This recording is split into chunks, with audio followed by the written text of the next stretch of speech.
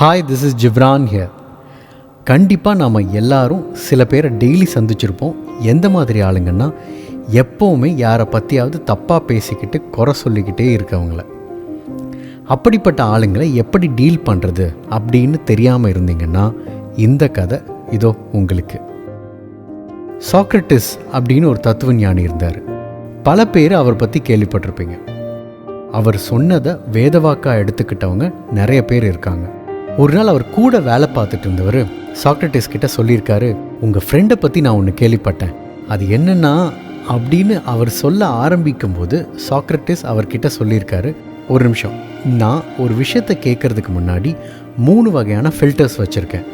அந்த ஃபில்டரை கடந்தால் மட்டும்தான் நான் அந்த விஷயத்தை கேட்பேன் அப்படின்னு சொல்ல, கூட வேலை பார்க்குறவர், அப்படியா, அது என்ன 3 ஃபில்டர் அப்படின்னு கேட்டிருக்காரு. அதுக்கு சாக்ரட்டிஸ் சொல்லியிருக்காரு, இப்போ நீங்கள் என் ஃப்ரெண்டை பற்றி சொல்ல போகிறீங்கல்ல, அந்த விஷயத்துக்கு ஃபஸ்ட்டு ஃபில்டர் என்னென்னா, நீங்கள் சொல்ல போகிற விஷயம் உண்மையானதா, அது உண்மைன்னு உங்களுக்கு கண்டிப்பாக தெரியுமா அப்படின்னு கேட்டிருக்காரு.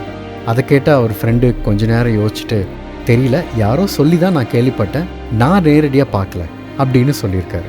அதை கேட்ட சாக்ரட்டிஸ், அப்போ உங்களுக்கு அது உண்மையான விஷயமானு தெரியாது, அப்படி தானே, சரி பரவாயில்ல, 2வது ஃபில்டருக்கு வருவோம் அப்படின்னு சொல்லி அவர்கிட்ட, இப்போ நீங்கள் சொல்ல போகிற அந்த விஷயத்தில் ஏதாவது நல்லது இருக்கா அப்படின்னு கேட்டிருக்காரு. கொஞ்ச நேரம் யோசிச்ச அவர், இல்லை, நான் சொல்ல வந்த விஷயத்தில் நல்லது எதுவும் இல்லை அப்படின்னு சொல்லியிருக்காரு. இதை கேட்ட சாக்ரட்டிஸ், நீங்கள் சொல்ல வந்தது உண்மையானதான்னு தெரியாது, அதில் எந்த நல்லதும் இல்லை அப்படி தானே அப்படின்னு கேட்டிருக்காரு. அதுக்கு கூட வேலை பார்க்குறவரும் ஆமாம் அப்படின்னு சொல்லியிருக்காரு. தொடர்ந்து சாக்ரட்டிஸ், பரவாயில்ல, இன்னொரு ஃபில்டர் வச்சுருக்கேன், அதையும் தாண்டினா நீங்கள் சொல்ல வந்த விஷயத்த கண்டிப்பாக கேட்குறேன் அப்படின்னு சொல்லி அவர்கிட்ட சொல்லியிருக்காரு. அந்த 3வது ஃபில்டர் என்னன்னா, இப்போ நீங்கள் சொல்ல போகிற விஷயத்தில் யாருக்காவது ஏதாவது நன்மை இருக்கா அப்படின்னு கேட்டிருக்காரு. கூட வேலை பார்க்குறவர் கொஞ்ச நேரம் யோசிச்சுட்டு, இல்லை, இதில் யாருக்கும் எந்த நன்மையும் இல்லை அப்படின்னு சொல்லியிருக்காரு.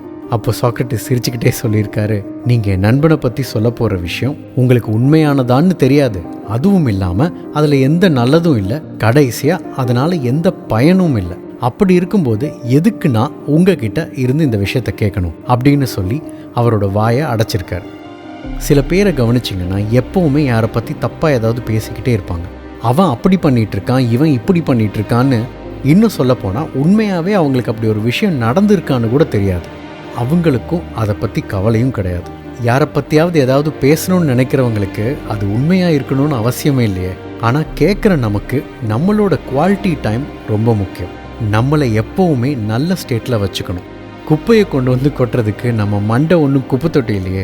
உண்மையான்னு தெரியாத ஒரு விஷயத்தையும், நல்லது எதுவுமே இல்லாத ஒரு விஷயத்தையும், பயனில்லாத விஷயங்களையும் கேட்காம இருந்ததால் தான் சாக்ரட்டிஸுங்கிற ஒரு தத்துவ ஞானி உருவானார். அவரை இந்த உலகம் கொண்டாடவும் செஞ்சிருக்கு.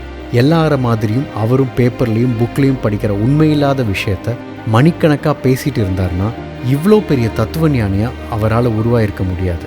நாம் அவரை மாதிரி தான் ஆகணும்னு கிடையாது, ஆனால் நாம் வாழ்கிற இந்த வாழ்க்கையில் நாம் ஒழுங்காக நடந்துட்டு போகணும். அதுக்கு இடைஞ்சலா இந்த மாதிரி காசிப்ஸ் நம்மளை சுற்றிக்கிட்டே இருக்கும்.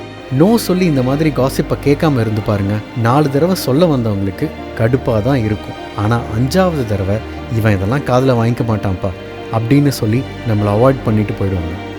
நாமளும் இந்த மாதிரி குப்பையை நம்மக்கிட்ட சேர்த்துக்காமல் இருப்போம். உண்மையானதையும் நல்லதையும் பயனுள்ளதையும் மட்டுமே கேட்டு நம்ம வாழ்க்கையை நல்வழிப்படுத்துவோம். தேங்க்யூ. உன் வாழ்க்கை உன் கையில்.